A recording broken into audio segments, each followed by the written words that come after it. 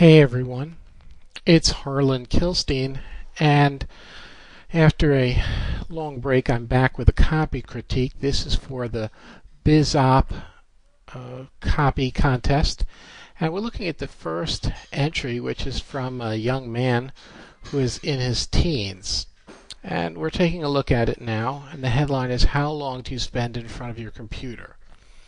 Now, there are no benefits in that headline. And I'm of the belief that in most cases, questions are not a really good headline because there are no benefits there. And when you ask a person a question, you force them to go away from your page. So we come down to the subhead. If you spend at least 10 minutes a day in front of your computer, then you qualify to collect up to $100 a day or more, your choice, from this New Yorker. Read on to learn more.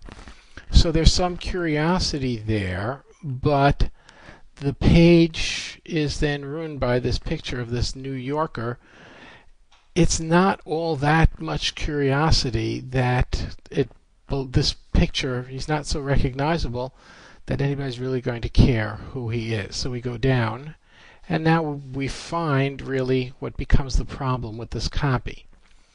Dear friend Benjamin Schwartz, picture a New York multimillionaire businessman is on the hunt for anyone who spends at least 10 minutes a day in front of their computers. He wants them found and paid up to $100 a day or more, their choice. And now we have repetition from the subhead, and also we had before your choice, and now we have their choice.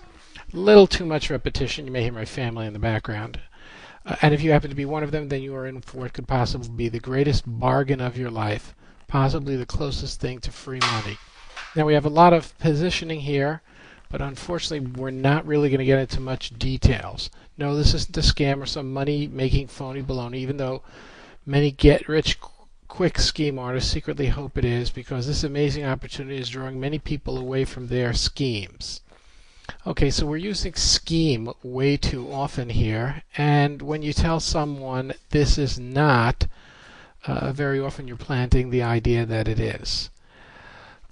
We go into the copy on page 2, and the copy is a very, very long story about how he met this guy and their discussions.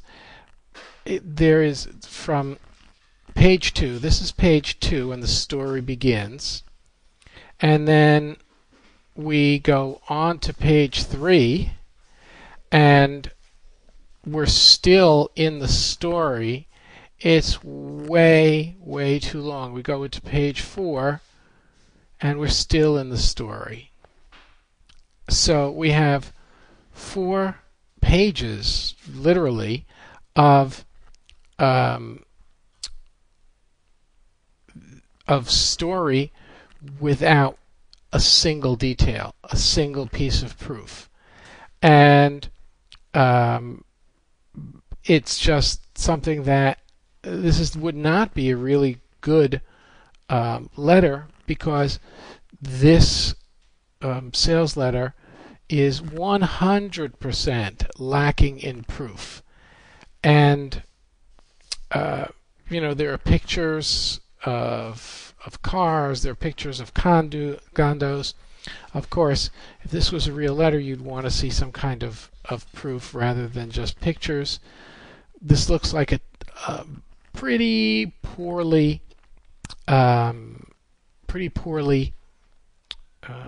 planned biz opportunity. It's not believable. And what starts out at the beginning is the guy is independent and so forth, a friend, and then at the end it's signed that he's working for the company. There's no PS, there's no order form, all of the things that would characterize a sales letter. It's a first effort. It's by somebody who's a relative rookie. Hopefully they'll learn from this and go on to create a much better sales letter in the future. This is Harlan Kilstein for SixFigureCopy.com.